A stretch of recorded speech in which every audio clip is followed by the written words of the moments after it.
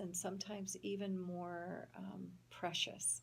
So, in my experience of having lost both my parents and fortunate enough to be there when both of them passed, they passed separately at separate times, but I was there on both occasions when they both left their body. Um, that was one, those are two of the most profound experiences that I've ever had in my life. And the grief that followed to me became just a testament of how much I actually loved my parents. And in my case, also my dog Shyla, for those of you that follow my story, I was there for her passing as well. And, and to me, the grief just is one of those deep human experiences that are only there because we have been touched so deeply by someone, because we have loved someone so much or have been loved by someone so much.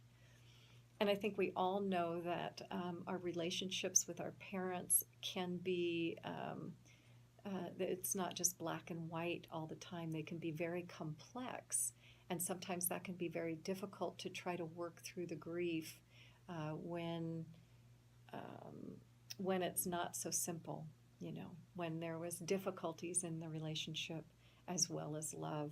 And so then, the grief becomes this very dynamic, very rich, full experience. And so the invitation from a mindfulness perspective is to create the container to be able to receive that and experience it fully. Again, only because our human experience is happening at this level of depth and richness from relationship with what is or what was or our feelings, right? So it becomes, it can be one of our most valuable experiences in our lives if we can open up to fully experience it. Fortunately, we have our own traditions to go to. We have our own cultural traditions that we can pull from.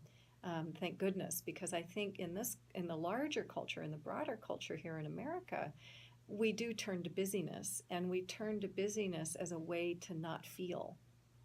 Right? This is just again my perspective on this, and so.